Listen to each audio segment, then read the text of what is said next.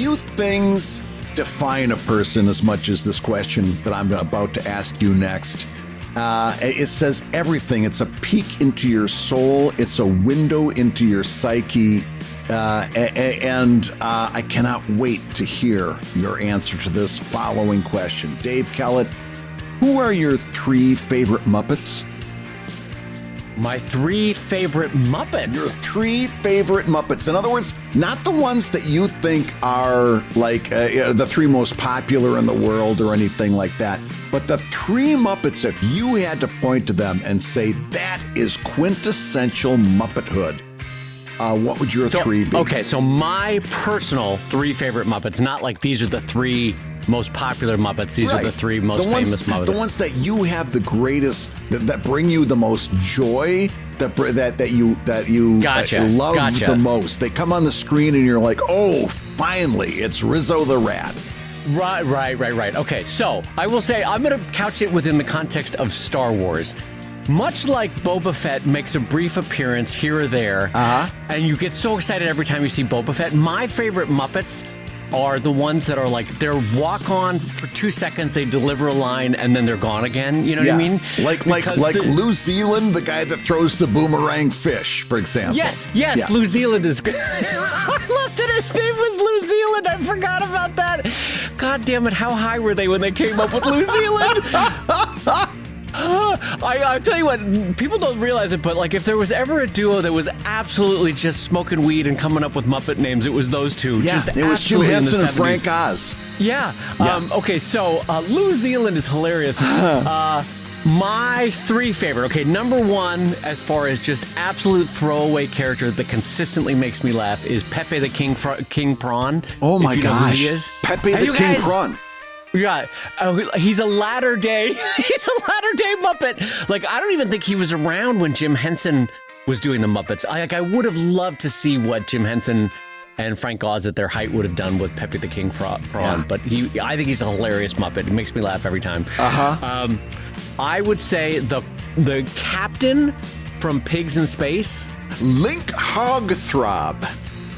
That's his name. Link Hogthrob. Yes. Link. God, that's hard to say. Link Hogthrob? Yes. Hogthrob is a brilliant name that obviously plays off of Heartthrob, but it's really hard to say. Link Hogthrob is difficult consonants. Yeah, so didn't they used to have an announcer that would like say pigs in space? Did the announcer have to say Link Hogthrob? Yeah. Is that? He was the same guy that did the General Hospital takeoff. Oh, yeah. But for those not familiar with the captain, he would always be like, "Whoa, let's go to the moon." It was always that kind of delivery, wasn't it? He was an early prototype for my favorite Futurama character, Zap Brannigan. He was kind of like an early Zap Brannigan. Right, it was a lot of ego, it was a lot of puffed up chest, and it was a lot of stupidity to go along with it. Yeah, there was exactly... It was a lot of ego, a lot of chest, not a lot of brain. Yeah, exactly. And then my third would be Janice from the Dr. Teeth and the Electric Mayhem. Yeah. Purely for the line that she has in the Muppet movie, Jelly Belly Wigglin', dancing and a gigglin'. Can you picture that? Brad, that's her line. Jelly Belly Wigglin', dancing and a gigglin'. Can you picture that? I mean, that's just fantastic. That made me laugh when I was 10. It makes me laugh in my age now. It's like you get a contact high just from hearing that line. Yeah, there's a lot of that today. All right, well, hold on. Now I want to know, what is Brad Geiger's 3? Well, this is the great mystery. So here's the deal. I cannot make this list without Kermit the Frog, and I know that makes me very vanilla, but I can't not put Kermit the Frog on my list, right? Okay. Why? Because Kermit brings me joy. Kermit brings me joy every time he comes out. He's the most, out of all the faces of the Muppets, he's got the most expressive. He can change expressions better because he's basically a green sock. So yes, he can absolutely change. He's the most expressive. I've got a certain amount of respect that he's kind of the straight man among all of these crazies. It takes one straight man to make all of that work. And I respect that, and I like his role he plays. Also, I think it's the best character design in all of the Muppets. There's not a single character design that beats his character design. Wow, big disagree, but I acknowledge that that's a fun take. I will say, when they had him bicycling, and what was it in the second movie? You see how funny his shape is. Yes. So I will agree with you on that. Also, the idea, the collar. If the you collar and I didn't make a lick of sense, I loved it. It was great. If you and I were to design a frog, we could design 10,000 frogs. We would have never come up with that collar.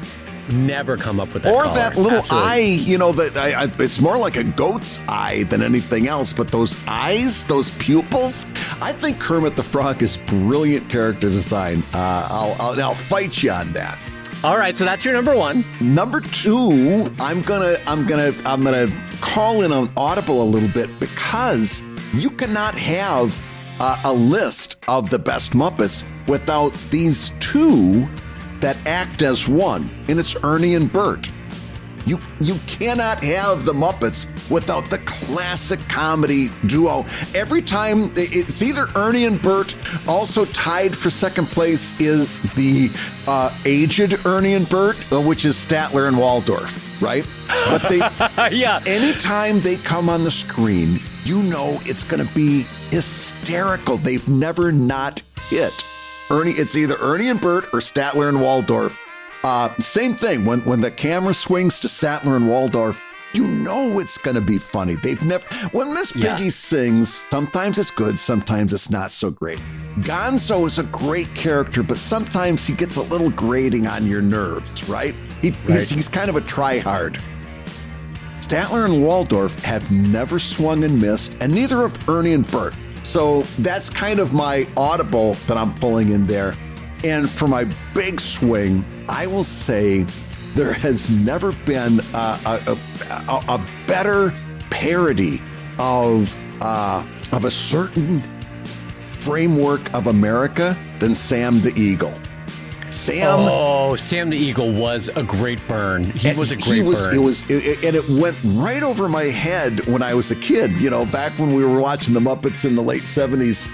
But Sam the Eagle is such a very swing at a certain kind of a way of being an American, you know, this America, love it or leave it kind of bumper sticker mentality. The unearned machismo and unearned nationalism and patriotism. Yes. And It was a real big takedown on nationalism and patriotism, and I appreciate it for what it was. It was a very well. Never went over the top. It never had to overdo it, but it was always right there under the surface, and I have a real respect for that.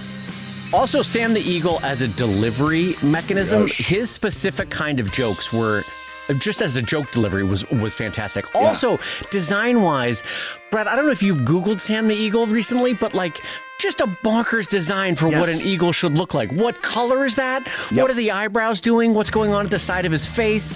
He also has a weird kind of, what do you call it? Like a fur stole going around his neck. You're like, what's going on with this eagle? Just fantastic. Like, design-wise, great. But what a weird combination of Muppets we both chose. But also, I want to say this about the Muppets, though, because no matter what Disney does to try to capture the magic that was the Muppets, there's been a few, like Muppets Most Wanted actually has some great moments, and I will say that movie's not bad. But it is interesting how when you corporatized the Muppets, it lost the magic of the individual voices that were Frank Oz and Henson. You know what I mean? Mm-hmm. They had way more drug jokes in the early Muppets than you would allow. Way more adult jokes, like sex jokes and stuff. That, like, as a kid went right over my head. And the kind of jokes that Disney would never allow right now. But it was such an individual artistic voice. And so, like, I don't know, kudos to Henson and Oz, because that stuff was fantastic. Yeah. I got to give it to you. Speaking of character design, and by the way, if Sam the Eagle, only his lower lip moved, that was always funny to me. That was also Beaker. Me. It was only the lower lip. Was great, But every now and again, when they needed something spooky, they'd bring on Uncle Deadly. Remember Uncle Deadly? If Vincent Price was on the show, you knew you were going to see Uncle Deadly. Another brilliant character design with all these tendrils and stuff hanging off of his face. It was just brilliant stuff. Yeah, that was fantastic. I'll tell you, since we're on the topic, my least favorite Muppet of all time. Ooh, let's do this. In any human Muppet baby that ever appeared on the show. They were always these little cherub-like melons that had little tiny slit mouths and would go me me me me, and you're like, what is this freaky thing? It was like the uncanny valley of horror. I did not like it. Or when they try to do old people, they would do both of those things. Very, very little babies and very, very old people, and it was always. It's like, no, stick to doing, whatever Gonzo was. Stick to doing that. That is where your wheelhouse is. We don't want to try and see real people here. Yeah. And so, speaking of old people, let me welcome Brad Geiger onto the show by saying hello, everybody, and welcome to ComicLab, the show about making comics. And making a living from comics. I'm Brad Geiger, the author of the Webcomics Handbook and the creator of Evil Inc. And I'm his friend Dave Kellett, cartoonist of Drive and Sheldon and leader of the Janice Fan Club, who also co-directed the documentary Stripped. And this week's hour of comics advice is made possible. Brad didn't know what to do with that. No, I veered away from so many different remarks. At this week's hour of comics advice is made possible by your support at patreon.com/comiclab. So Dave, let's talk comics. Let's talk comics, my friend. One of my favorite things about Janice is that, like, the camera would pan past her, like in the Muppets Take Manhattan or Great Muppet Caper or something. And honest to God, it would be such a throwaway line, but she would literally say something like, "And I told my mom if I want to be naked while I'm doing it, it's absolutely..." And like that would be the entire line, and then they would cut past her, and you'd be like, "Wait, what the hell is Janice What's talking going on about? with Janice? What's going on with Janice over there? Anyway, I even as a kid, I was like, I knew what the joke was, and I was here for it. All right, Brad. Well, our first question this week over at patreon.com/comiclab comes in, and I want to throw this one to you, even though it says, "Hello, comics uncles. You guys are awesome, and even if I stopped wanting to make a comic, I would still listen to you." That's actually nice. That's great. So a two-part question here. Part one, I'm new and want to make a slice-of-life webcomic with no main protagonists, Brad. I have no specific characters, just ideas. Maybe some characters I create would make a comeback, but it's not centered around them. I just want to make random comics about random ideas. Is there a space for a comic like this to become successful, or would it be better to force a few main characters? And then the second question, Brad, part two, I'm having the hardest time thinking of a name for this random webcomic, and I think I have analysis paralysis. Yeah. I've tried name generators, had sleepless nights just thinking, and wrote a long list of things I think I would like, just to find out a week later that I don't like the names. Any suggestions? Thanks again. So, Brad, my first question to you, let's jump in on this one. A comic without main protagonists. It's just centered on random ideas, Brad. Is this even possible in comics? Well, listen, I want to congratulate our listeners. Sounds like he just invented the Far Side. and if it's not a single panel comic, and if it's multi-panel, he's invented every comic I've seen on Reddit for the last 10 years. That's true. Which is also... And listen, as a historian, I can say congratulations, you just invented Hogarth and Gilray in the 17th century. Yeah. So that's great. Yeah, no, the good news for our listener, this is very doable, right? Yes, very. Like, I wouldn't be scared of doing this at all. This is something that absolutely can grab an audience. And in fact, like Dave points out, some of the very first comics in history were exactly what you're describing. Whether you're talking about like a single panel or whether you're talking multi-panel, this is very, very doable. There's nothing standing in your way. Yeah, the idea of non-sequitorial standalone ideas being presented individually, and I wasn't joking, was what they were doing in the 1740s, 1750s, 1760s with Hogarth and Gilray, where they would sell to rich landed gentry these basically little floppy 32-page, 60-page kind of stapled together, although they were hand sewn together little booklets of single standalone jokes. They were all political, but that's what they were. They were single standalone jokes where the ideas mattered more than repeatable characters because each one was a new one. And this has gone on throughout comics history into Italian comics. They had the very same idea.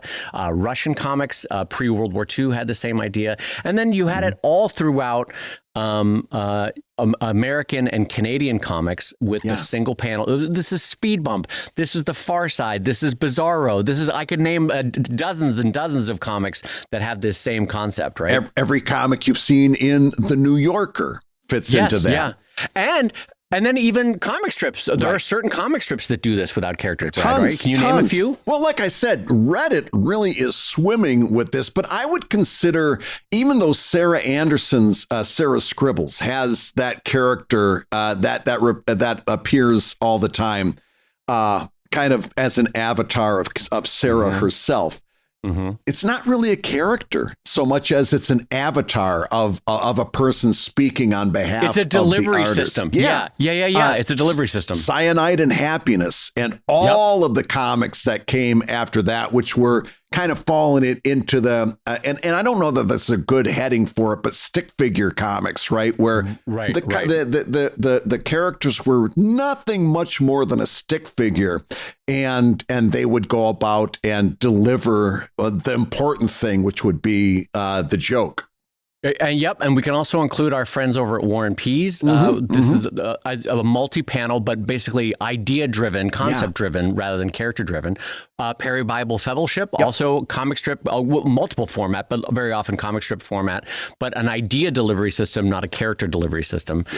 So yes, the good news for our question asker is this is very doable, and in fact is a super fun way to create comics because the sky is the limit for what you want to do. Do you want to do something about reindeer one day? Great, do that. Do you want to do something about car tires? That's great. That's the next day. You know, it's literally, in some ways, it's actually harder because having characters grounds you, cements you, gives you a launching point.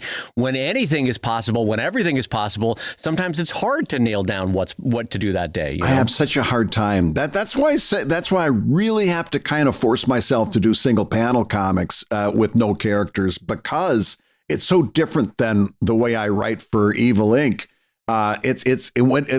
You summed it up perfectly. When I could write a comic about anything, it's impossible because I need focus. I actually need four walls around me before I can. I need that restriction and say, okay, it's got to be about this. It's got to be about rattlesnakes. Now that's a challenge that I can take on.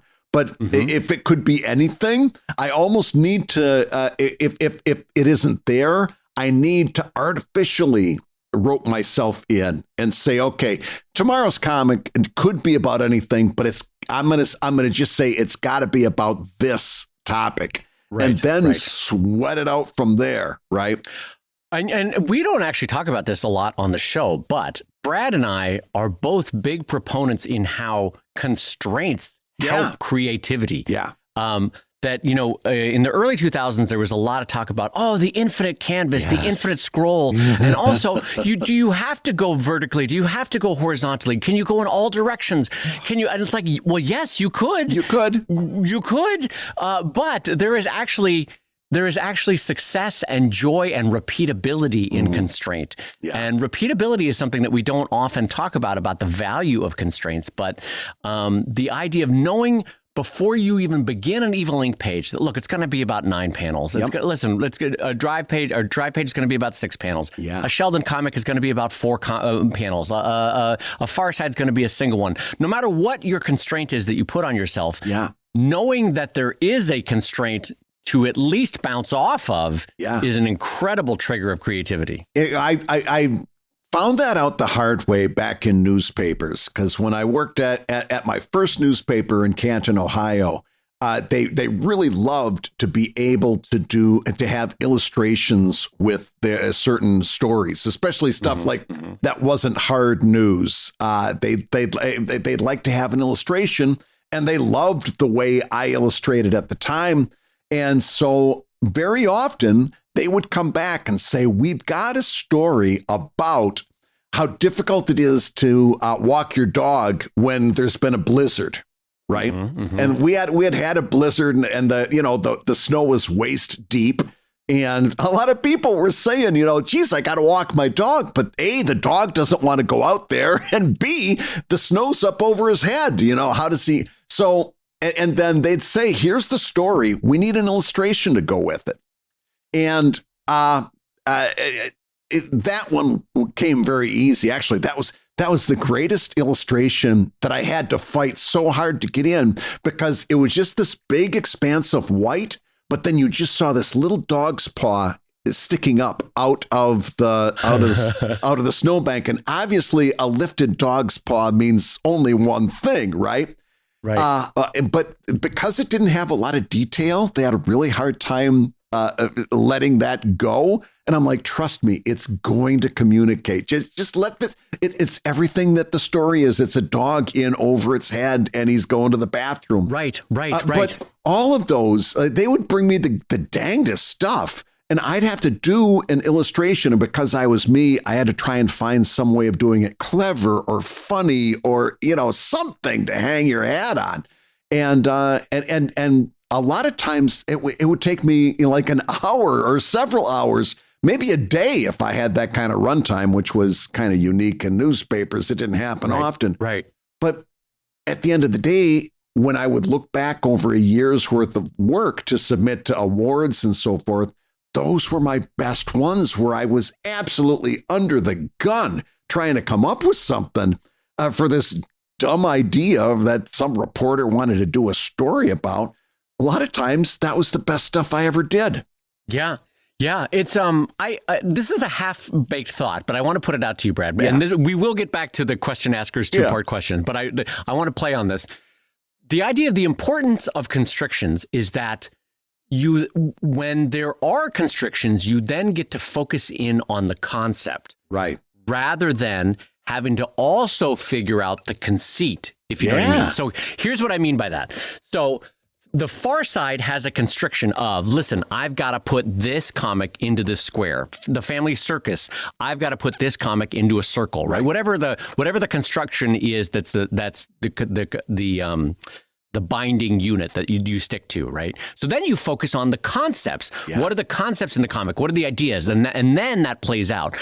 But if you really want to play with the formatting of your comic every time, then you end up with comics like Chris Ware, where the conceit often is more important than the concept. Yes. Because they're very beautiful. They're very wonderfully laid out. They took hundreds of hours of sketching and layout and almost architectural work to create this page of circles and squares and triangles and rectangles and all this stuff and these flowing arrows and all but the concepts are not that interesting, but they're beautiful to look at because the conceit is interesting, right?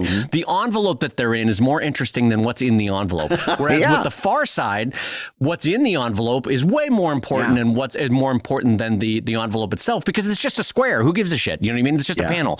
It's the ideas inside that are more important. So there's almost two sliding squares or two spectrums in comics. Yeah. How much conceit do you want to lean in on, and how much concept do you want to lean in on?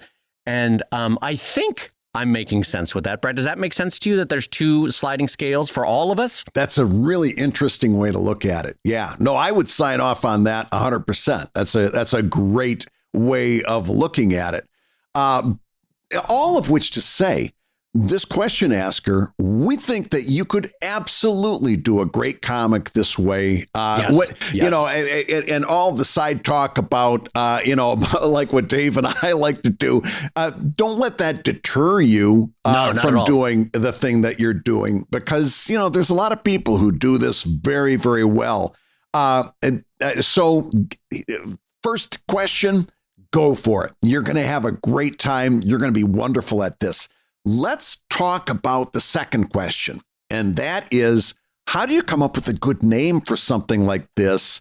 I'm always reminded of what Gary Larson said. He could not come up. They knew he had a great comic, but there was no name for it. And it was actually somebody at Chronicle Features, his first syndicate, who coined the name The Far Side. And Larson always said, They could have called it Revenge of the Zucchini People for all I cared. He just wanted to do a comic, right? So it was like the name was the least important thing to him. And by the way, the flip side of that exact same story is Charles Schultz hating the name Peanuts for 50 plus years. Yeah, like wishing he could have go back in time and letting them not pick that name that his syndicate put on him. So yeah, there's versions of that story all throughout the history of comics of people saying, well, instead of calling it the Avengers, why don't we call it Blinkety Blank? And someone goes, all right, yeah, well, that's fine. So yeah, you have all sorts of versions of that. But what would be, Brad, our brass tacks advice for having to approach coming up with a name for a single panel, non-character based, concept focused comic that is everyday non-sequatorial? So this is going to dovetail with a lot of kind of advice that we've given over the years, especially like one of the things we say is, hey, don't go right into crowdfunding right away. You can wait until you've built an audience and so forth for crowdfunding. And I'm going to kind of suggest a version of that for this person and for anybody who's in a similar situation where they don't quite know what it's going to be yet, right? Like some people are like, oh, I've got this idea for a comic. Right. It's going to be a hippopotamus in space and they're going to have adventures and they're going to do this and that. And they go right off to the races, right? That's fine if you're that person, right? But if you're like the question asker, I don't know what this is going to be yet. I would say, and you're going to hate this, by the way, you're going to hate this question asker, and you're probably not going to do it, but it's the best idea. Don't post anything yet. Just do a whole bunch of these comics. Don't post them and do maybe 50, 70, 100. Maybe. And by the time you've done that many iterations of this comic, you'll have a lot better idea of what it should be named than if you name it, Revenge of the Zucchini People on your third comic. And 25, 50 comics down the line, you're like, that was a terrible idea. And now I'm stuck with it because now I built my social media around it. I built this, I built that. And now you've got sunk cost fallacy and you feel like you've got to stick with it. I would do a whole bunch of these, but like a ton. And then maybe jump into the ComicLab Discord server in the critique channel, post like a PDF of 50 or 70 of these and say, not necessarily name this comic, but here's, at the end of doing this many comics, I've come up with these 3 names. What do you think? And then let us workshop that together and give you some thoughts. Because as much as I kind of roll my eyes and say, Revenge of the Zucchini People, Dave's point is actually a little bit more accurate in that there is such a thing as a bad name. There are a lot of comics out there that have chosen terrible names. And I've actually, like on a couple of consultations or like when people have been emailing me privately where I've said, the name is half the reason this thing isn't getting traction. It's a terrible name. And again, I fight sunk cost fallacy with that one too. Can I pause you there? Yeah. I'm gonna make some guesses about what you think was a bad name. Impossible to type in, for one thing, right? Yep. Impossible to Google or to try to recreate the URL in your head. That's one right there. Big one. Too damn long. That's Way another too one long. That's probably Yep. Too clever by half, in the sense that like a combination of words that are impossible to put together, or too clever by half with a misspelling that everyone will get wrong. It's an intentional misspelling that everyone will get wrong every time they write it out or type it or Google it or try to put it in Amazon or anything like that. Yeah. I'm a huge fan, and I've said this on the show a lot, a huge fan of monosyllabic or damn near monosyllabic titles for a comic. I mean, it to me, the Far Side is great because you cannot get that wrong in terms of Googleability, SEO, typing, writing, looking at it, reading it. There's no way to misinterpret what that is. And yet there is an otherness to the name. The name implies a uniqueness. The name implies a strangeness. The name implies a wonkiness, a goofiness. That I think for a single panel, standalone, concept-driven comic is the way you want to go. Monosyllabic, but with something implying otherness, strangeness, uniqueness, weirdness, delightful goofiness, right? The thing about Far Side that was so brilliant was it also had a veneer of science fiction, and there was so much stuff in his comic that really was science fiction, or at least like either science fiction or just based in science. But the Far Side was kind of like, The Outer Limits, the Twilight Zone, the Far Side. You could put those all on the same shelf and they would fit perfectly. What a great comparison. Yeah. Yes, I have never thought about that. You're not wrong. Yeah, there was a veneer of pseudo sci-fi. Yeah. But let's go back to your point, monosyllables, right? And I would say like Drive is great in that it's monosyllabic, but I would even say give yourself the ability to put two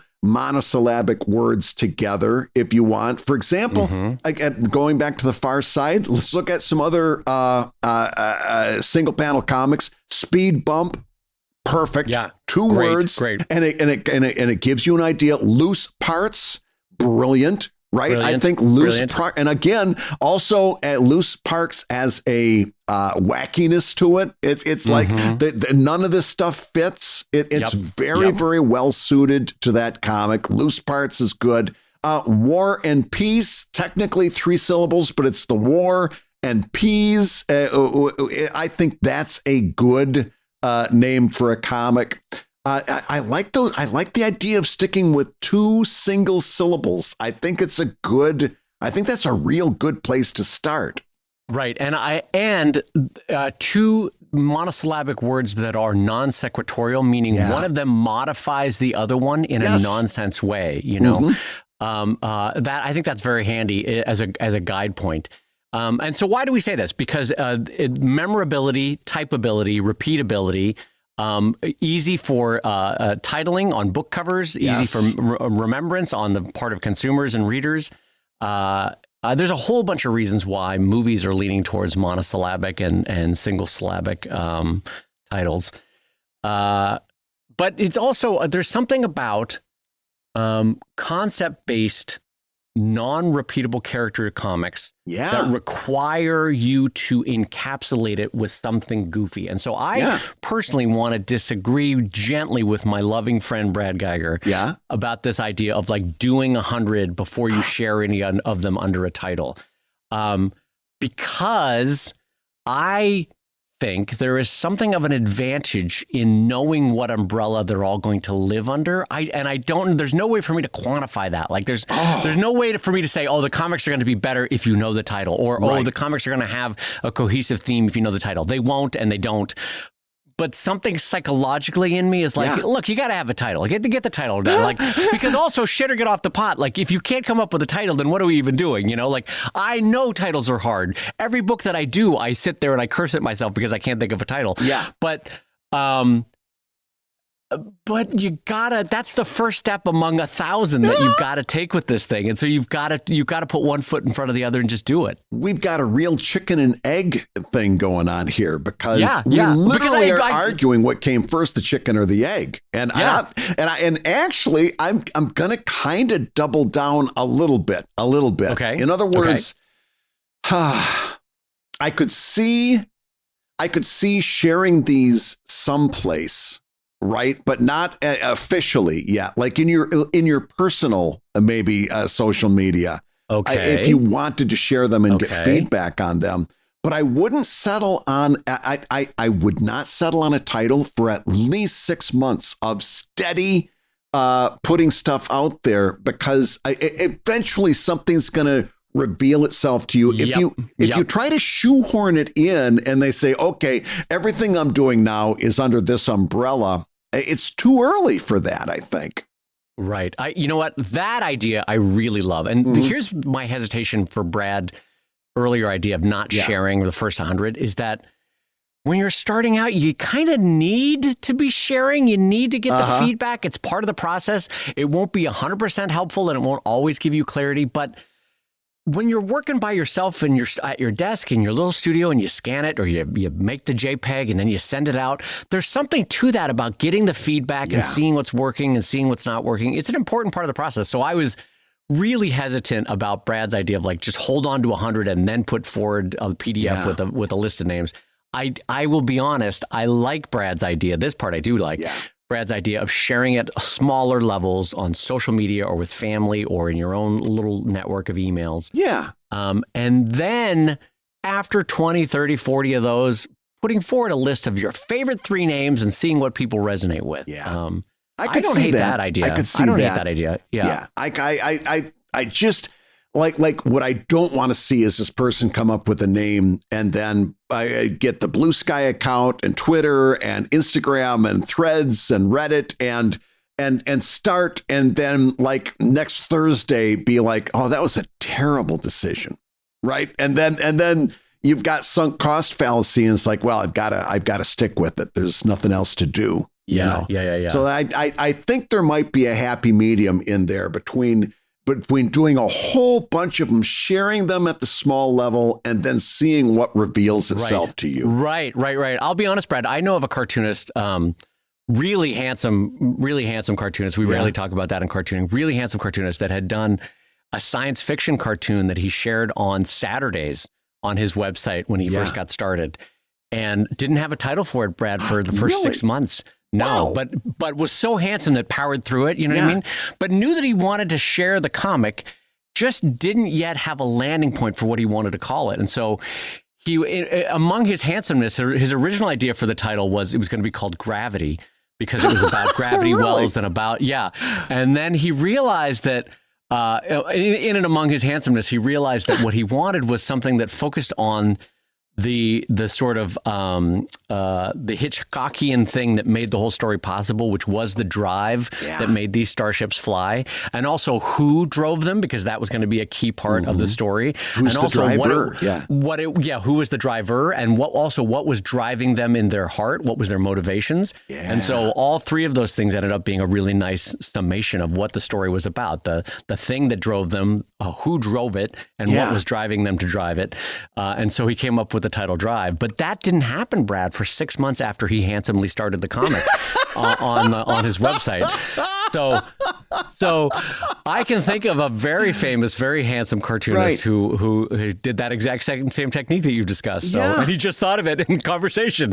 So I would not. I don't know that I'd try this unless you're at least like at the 80% handsome level. I don't know that you're going to try for a less attractive cartoonist. That would have been a big risk, I think. Yeah, and listen, I'm not saying you need to be a Los Angeles 8, but you need to at least be a Denver 8 or a Topeka 8. You know what I mean? Like, you're not gonna. I always thought that was so funny, by the way. Like, like I'm a New York 5, but I'm a Topeka 9. Yeah. You know, I think that's so funny. Hey, gang, if you're listening while you work, take a minute to stand and stretch. And while you're doing that, we'll tell you why you should join us on Patreon. Yeah, because when you do, you'll get hours and hours of podcasts that we've recorded just for backers. And exclusive Patreon posts that go even deeper on ComicLab topics. And you'll get access to our exclusive Discord server, a thriving community of professional cartoonists. So you can support the show you love and get tons of actionable resources for your own cartooning. And ho Nelly, if you want even more comics goodness in your life, check out the new drawing show that we're doing with our pal Kevin McShane over at wrongwayshow.com. That's wrongwayshow.com. In each episode, we'll show you how to draw your favorite cartoon characters the wrong way. Now, everybody, let's talk comics.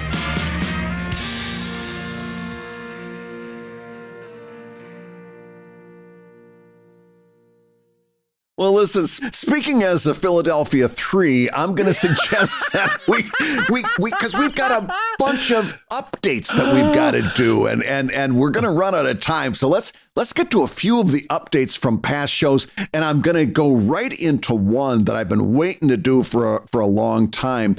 Right. A little while ago, we asked our international listeners, hey, what do we sound like to you when you hear us talk? Because Dave does, Scottish accents, and I'll do my best at like a French accent or an Italian accent. We have a lot of fun. Of course, you know how Dave feels about the Welsh, but we have a lot of fun poking funs at our international audience. So we thought we'd give a chance for you to tell us what we sound like to you. And Brad, if people wanted to call into that number to leave their own voicemail talking about our accents, what number would they call? They could talk about our accents. They could talk about how handsome we are. They could give us any compliment they wanted to at 609-379-3520. That is 609-379-3520, the ComicLab hotline. And it's a shame that we have lost the Klondike system because I used to love it when they would go, that's Klondike 1-999.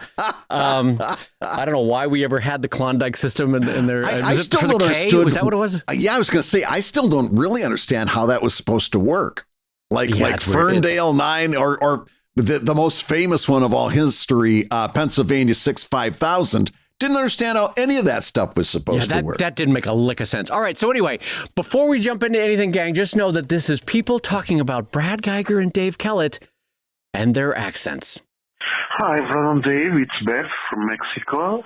I've been hearing you since the day of Webcomics Weekly, and I know it's a bit late for the accent thing, but I just want to say that not being a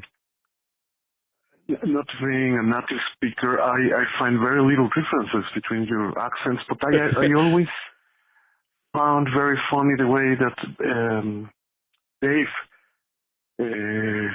speaks in such a merry way, a happy tone, and the way that Brad seems to stress the piece at the end of words like snap, pop, pop.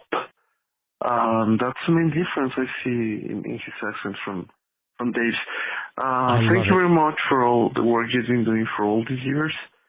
Well,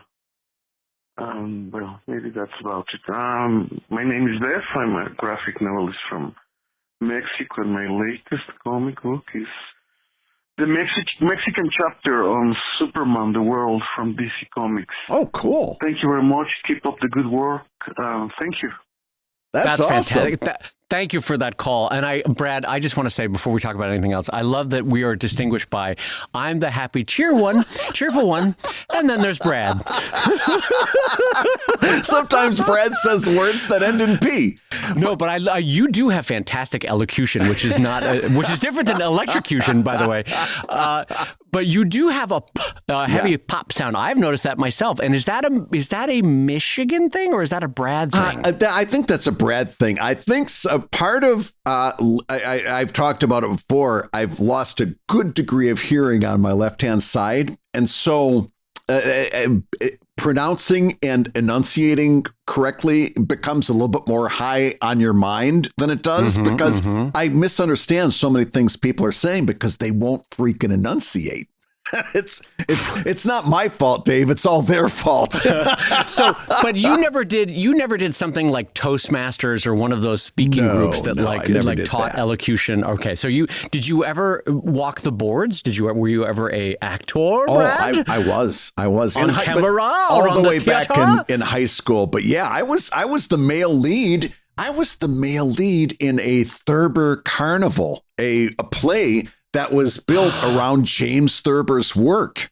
I can't believe I've never talked about this before. I've known you for 25 years. I've never heard this. I've still got the First of all, I didn't know that James Thurber had theater stuff made on his work. It was all based on his work and his writings and his cartoons. And I had a monologue that went on for it was a good 5-10 minute monologue. It went page after page I had to memorize. Something about the night the house burnt down or something. And it was all about some crazy house out in the country that something happened. And it was like a chain reaction of events.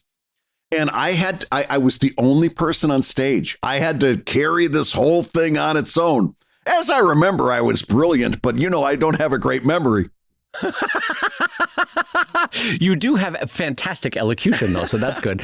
Well, now we're going to jump from Mexico and we're going to hop on a plane and fly to Northern Europe for our next interpretation of Brad and Dave's accent. Hello, Brad and Dave. This is Margreet speaking from the Netherlands. Yes, I do have a Dutch accent. Isn't that weird?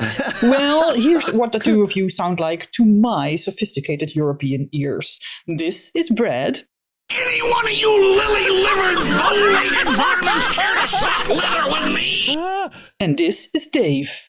Ready for another great day together, friend? Did you get the references? Let's listen again. Brad, Maybe that'll learn you to keep your big mouth shut. Dave. I guess I ripped my pants again. Yes, that's Yosemite Sam and SpongeBob SquarePants, or should I say Yosemite Brad and Sponge Dave Friendly Pants. Anyway, guys, keep doing what you're doing.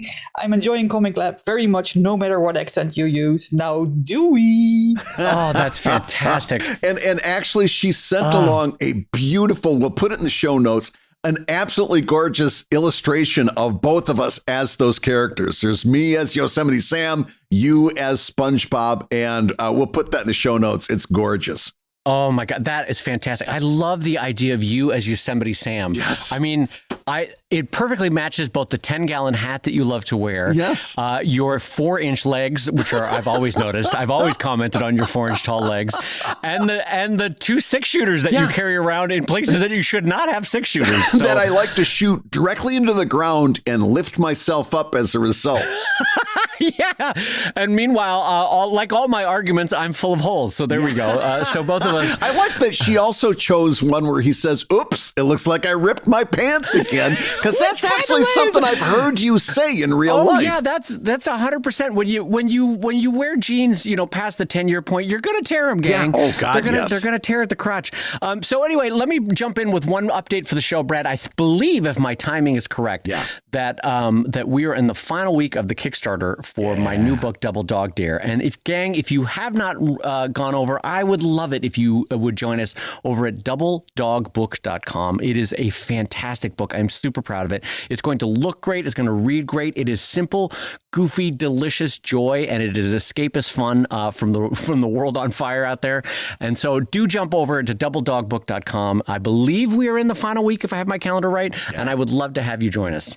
We've got one final update, and this is one that I found jaw-dropping, and I wanted to come around back to it because it's been a topic of conversation, not only on the show, but it took off on the Discord server as well.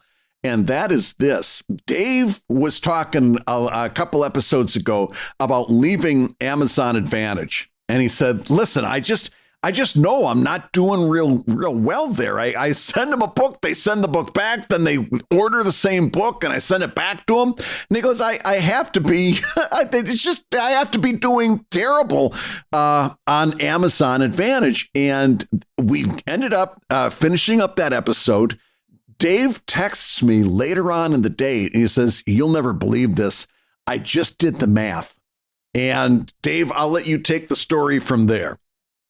Oh, yeah. Well, so as you all know, gang, sometimes only in tax season do you really look at certain numbers and go like, all right, how did this do? Listen, should I be doing it at the end of every month? Yes. Should I be doing it at the end of every quarter? Yes. I don't, though, because at any given time, I have my eBay to deal with, my Shopify stuff to deal with. I have 1 to 2 Kickstarters a year. I have 16 past Kickstarters that at any given time, somebody's messaging saying I never got my book. I've got 3 Patreons between ComicLab, Sheldon, and Drive. I've got a bunch of comics to create. I've got shows to plan for. What I'm getting at here is that like life is busy, so you don't always pay attention to the especially the things that aren't making you a ton of money. You're like, yeah, I'll figure it out at the end of the year. Yeah. So I finally got down to brass tacks when I'm doing my taxes, and I'm looking at the Amazon Advantage numbers because, as everybody will remember, I quit Advantage last week or 2 weeks ago. And I want to summarize for the podcast what the net income was for Amazon Advantage, because I knew it was bad. Brad, I didn't realize it was this bad. So over the course of the year, I spent $164 to ship books to Amazon Advantage. Wow. Usually at $3, $4, it's $5 $5 a book, at a time. Yeah. Yeah. So I would be shipping them media mail to Amazon Advantage. They would invariably sit in a warehouse shelf for a couple of weeks, and then for reasons that I never quite understood, they would then ship them back to me and then immediately reorder that same goddamn book. Yes. And so I would ship it back out again. Anyway, the goal, of course, being that I wanted to be able to have for international folks a way for them to buy and get a book shipped to them in Germany, in Australia, in New Zealand. And so, yes, there were sales. It cost me $164 to ship all these books to Amazon. Yeah. Brad, the net the gross total income for those sales was $54 in income for me for 2025. So for everyone listening, I'm going to do the math. That means I lost $110 doing Amazon Advantage. Brad, what the fuck was I doing? And also, what is this system? And I could not be happier that I finally woke up and was paying attention to the numbers and said, what am I doing this for international readers for whom I am actively losing money to try to get them a book? Not only did you lose over $100 doing business with Amazon, but because I use the same service, shipping a book to Amazon is not as easy as just printing out a sticker, putting it on a box, and shipping it out. It sure isn't.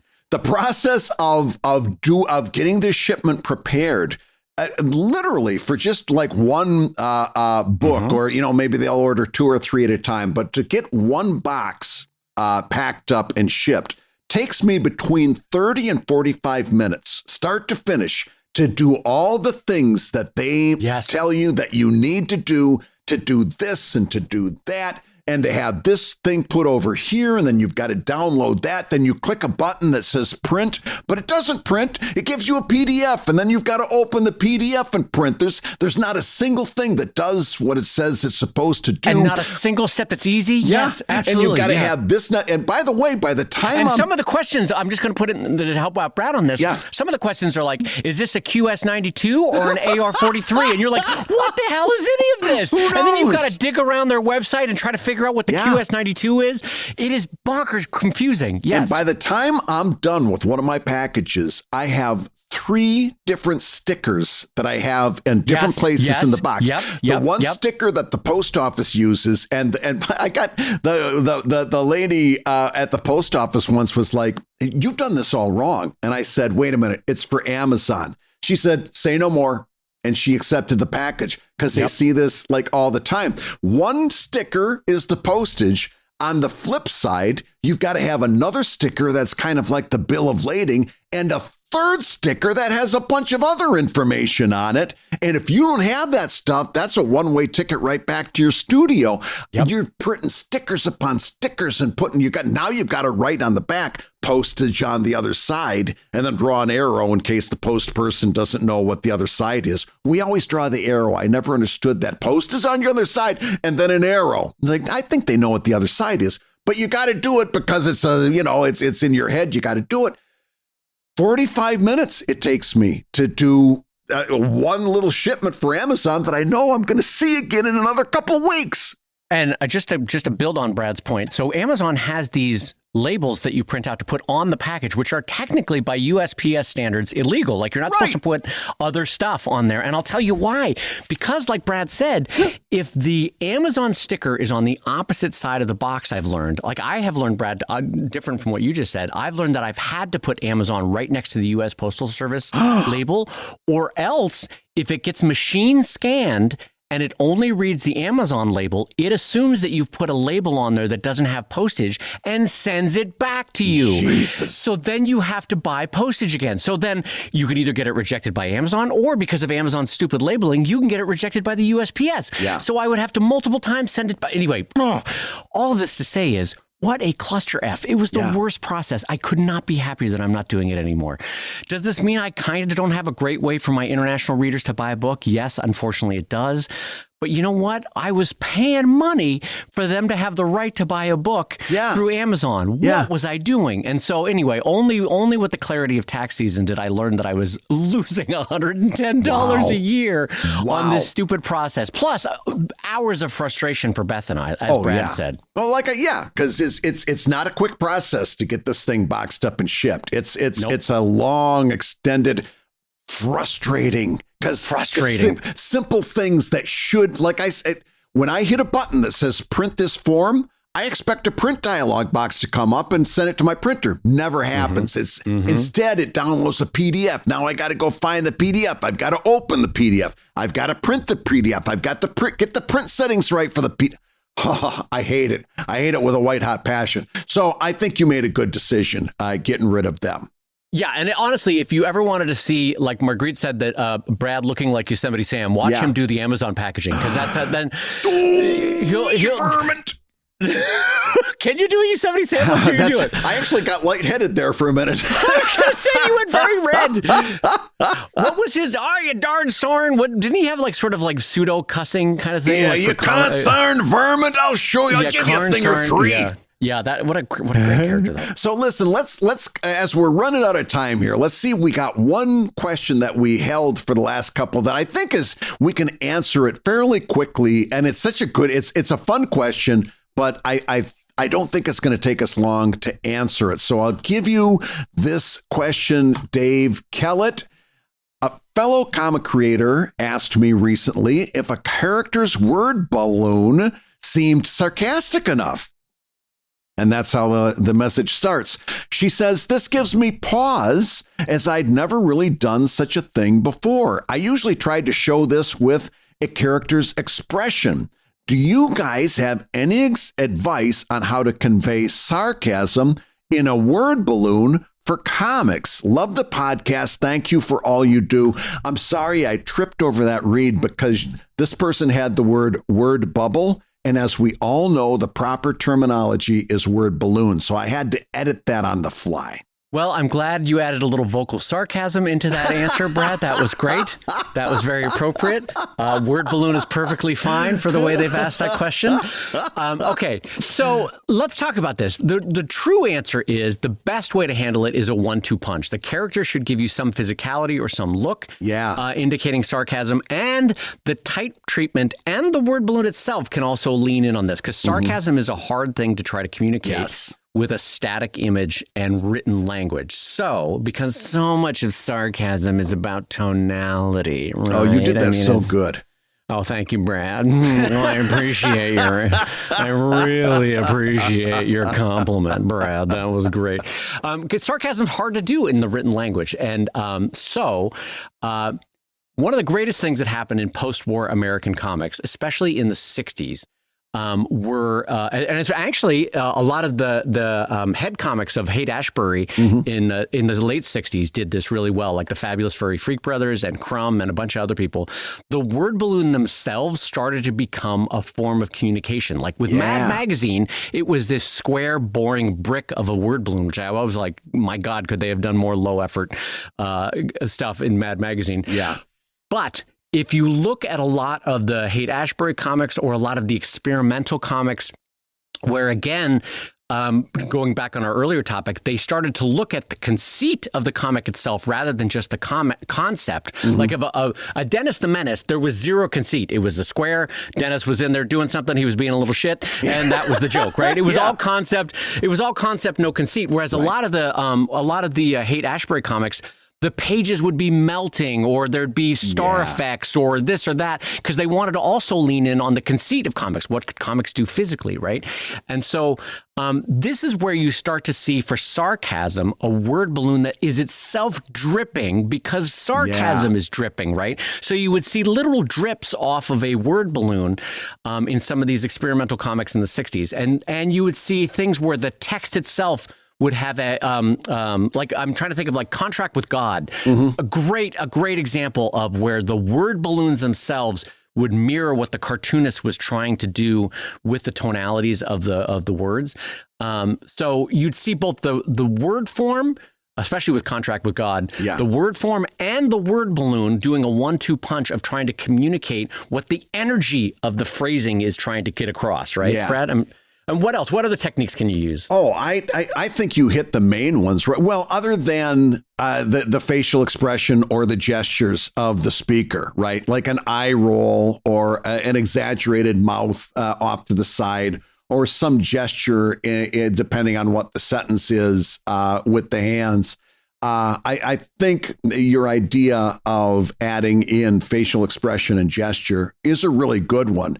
I don't know that I have a whole lot to add to that, other than, like you said, I do favor that drippy word balloon, where it looks like the bottom of the word balloon is soggy and drippy and stuff like that.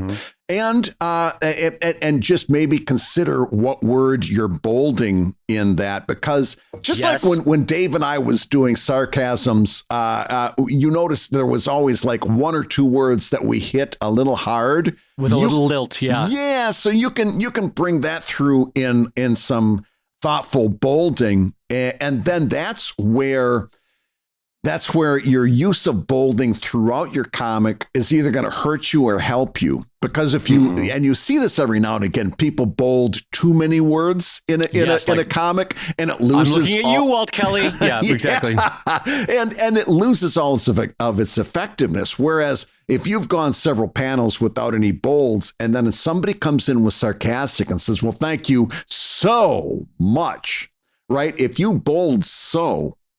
And you haven't done a lot of bolding on that page or in that sequence, it's going to really stand out, and it's going to hit the reader like a punch. So I would throw in a creative use of bolding as well. Yeah.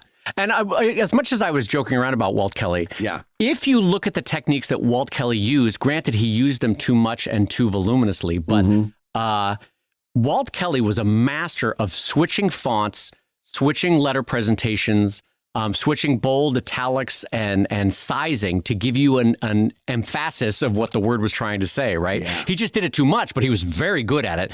The true master, I think, was Will Eisner, as I said, with the Contract with God, but also with any of Will Eisner's things.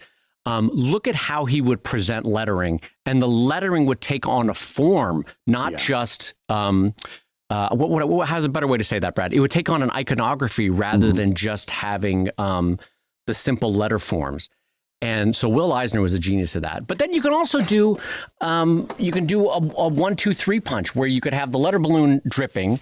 You could have, like Brad's phrasing, I like that so much. Right. The word so could actually be dancing up in an arcing pattern with maybe a couple of very light musical notes around it, because that sort of implies that you're like sing-songy about it. And then you get a sideways glance from the character and maybe a sideways mouth presentation from the character. And the energy does not match the balloon. That implies sarcasm. Yeah. So there's a lot of different ways you can do it. And sometimes, by the way, if you do too many, it becomes like a hat on a hat on a hat, you know? And then that becomes kind of 1970s comics, kind of Ziggy 1-2-3 punch, where you're like, all right, Ziggy, we get it. You're not happy, you know? Ziggy, you need to see a therapist, for God's sakes, man. That's important for us to mention, too, just as we're wrapping this up, is that all of this is kind of like a spice. And it is possible to have too much spice in your cooking, right? Yes. A little bit of, like any one of these things goes a long way. So, consider the drippy word balloon and an eye roll and maybe some bolding. But then if you're going to start to do the words dancing and birds flighting and stuff like that, back off on a couple of those other ones, because you're starting to over-egg the pudding, as they would say over there in Britain. All of these is a spice. Just a little bit of spice will do it. Just an amuse-bouche, as Brad likes to say. Bouche. The interesting thing about sarcasm too is that sometimes counterintuitiveness is helpful. So you can have a lowercase word that's written 30% smaller than your average lettering in a gigantic word balloon, and they're just saying great, and that just tells you everything you need to know about the sarcasm. Like they don't at all think it's great, because the word is presented very small and very unimpactfully in a gigantic word balloon. So they're not actually saying great; they're actually saying this is horrible. You know, like, okay, it looks like your car has exploded. Great. Yeah. Imagine that in a tiny little lowercase font in a gigantic word balloon. That lets you know everything you need to know about how their presentation is. Yeah, right? The contrast speaks volumes. Right there. So there's a lot of fun ways to do it. But Brad, as one of the reasons why we lovingly joke about Walt Kelly is because he was a genius. He was an amazing cartoonist. Great cartoonist. But having figured out a trick, and we all suffer from this, having figured out a trick, he leaned in too hard on one thing, which was crazy lettering all the time, changing fonts all the time. And you're like, oh my God, Walt, maybe ease up a little bit, my friend. Sometimes I wonder about this, and I don't know that we're ever going to get the full story, but part of the Walt Kelly thing was this. He had a guy that did his lettering, right? And this guy, this letterer that he had, was really into, all these different fonts and letter forms. I did not know that. Yes. And if you're Walt Kelly's lettering guy, and that's your persona. Don't you want to kind of lean in and make all the lettering as express, because you're not So doing you're the saying turtle. the lettering guy every Tuesday would run into the studio basically going, I've got to be me. And just like, he's gonna, Yes. by God, I'm going to letter out like no one's ever lettered out If you're before. going to be Walt Kelly's letterer, I mean, let's face it, that's not a huge moniker to brag about, unless all of a sudden every one of his strips, has Germanic font for a couple words and cursive for a couple words. I think he was really trying to make that the biggest swing that he could make it. I don't have anything other than my own guesses on that. But I think some of it was just this guy trying to be the biggest version of himself that he could be. And Walt Kelly probably, looked at it and said, oh, yeah, that's great. Keep it up. I'll call you from the 9th hole. So can I tell you, because I'm really appreciative of you, I always thought that Walt Kelly, having come out of the Disney system, did everything. And I just Googled it. And by God, you're right. He had 2 assistants. Yes. I did not know this. This was a different time in comics. I mean, this is during a time when newspapers were the dominant medium. And if you had a syndicated comic strip, you were making real wealth. You weren't building a sustainable income. You were earning wealth. And and also, I mean, that's how a new talent was raised up and trained, as you became an assistant under somebody. And sooner or later, you got a chance at doing your own strip. That's how Jim Davis started out. He was the assistant to a syndicated comic strip Tumbleweeds, artist. right? Wasn't it? To Tumbleweeds? Yeah. Tumbleweeds. Okay. So a lot of these folks came up through the system that way. And I don't know, whatever, including that guy that did ghost work for years on Mutt and Jeff. And we found originals that we've each got in our collection. Yes. He took a bunch of old Mutt and Jeff comics that he had done, pasted different faces on them, and called it Rural Delivery. So, these guys all had assistants, and they all had amazing golf candy caps, from what I'm told. And a Scotch habit that would put a poor man blind. So I want to thank you as a friend. I never knew Walt Kelly has an assistant. You've just given me ammunition for a cartoonist who's given me grief for having an assistant. So I could be like, oh yeah, well, your hero Walt Kelly, and you know who I'm talking about. It is not a new thing. It's very, very old idea. I don't know that this cartoonist knew that Walt Kelly had assistants. I'm going to use this in my next conversation. You know what? We better wind this show up so you can get right to the email. So I get right to emailing and be like, well, listen. Tappity tap tap tap. Tappity tap tap. So I'm going to have my sarcasm word balloon brought out. That's what I'm going to do. You tied it all together. Now you made this transition special today. I'm very proud of you. You've been listening to Comic Lab, the show about making comics and making a living from comics. And if anyone was wondering whether that I'm proud of you was sarcasm or not, I can tell you as a friend, that was Brad Geiger's sarcasm. Your hosts have been my friend, the sarcastic Mr. Brad Geiger, the editor of webcomics.com, and the creator of Evil Inc. at evilcomic.com, and the co-host of the fantastic new drawing show over at wrongwayshow.com. And if you were wondering whether David was going to get through that line, you're right there with me. My friend... You tremendous son of a bitch. And my friend Dave Kellett, the co-director of the comics documentary Stripped, and the cartoonist of Sheldon at sheldoncomics.com, and Drive, the monosyllabic Drive at drivecomic.com, and another handsome co-host of the drawing show at wrongwayshow.com. Go over and check out doubledogbook.com. You'll be so happy that you did. You'll be smiling the rest of the day, I guarantee it. And the Comic Lab theme song is used with permission from Andy Creighton at theworldrecord.net. And this episode and every episode was edited by the ever wonderful, ever whimsical Matt Woodard of Woodsong Productions over at www.woodsong.media. If you love Comic Lab, you can rate and review the show on Apple Podcasts, and you may hear your review featured on a future episode. And don't forget to give us a 5-star review on Spotify, where we are burning up the podcast charts. And Comic Lab is made possible by your support at patreon.com/comiclab. So we'll go ahead and say that twice. Patreon.com/Ziggy Sarcasm.